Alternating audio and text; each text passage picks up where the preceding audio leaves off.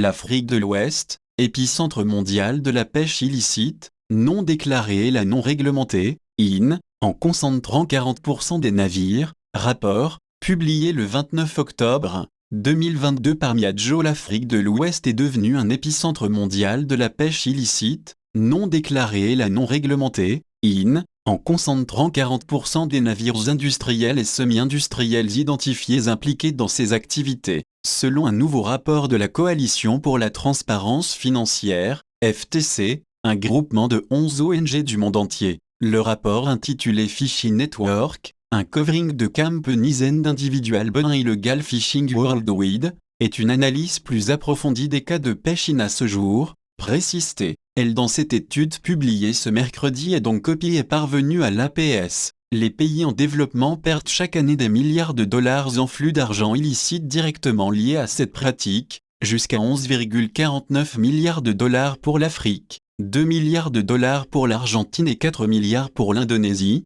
note le rapport. L'étude révèle également que les 10 premières entreprises impliquées dans la pêche concentrent près d'un quart de tous les navires signalés, 8 de Chine dirigés par Pingtan Marine Enterprise Limited, coté au Nasdaq, une entreprise de Colombie et un autre navire d'Espagne qui a reçu des millions de dollars de subventions de l'UE et d'autres subventions. Le rapport relève que presque aucun pays n'exige d'informations sur les propriétaires lors de l'immatriculation des navires ou de la demande de licence de pêche, ce qui signifie que les responsables ultimes de ces activités ne sont pas repérés et punis, et cela entraîne souvent l'imposition d'amendes aux capitaines et à l'équipage des navires. La pêche est un facteur clé de la pleine exploitation, de la surexploitation ou de l'épuisement de plus de 90% des stocks halieutiques mondiaux, ce qui a un impact sur les régions les plus touchées par le changement climatique, souligne l'étude, citant l'ONU. Selon elle, cette pratique représente également un cinquième des captures mondiales de pêche,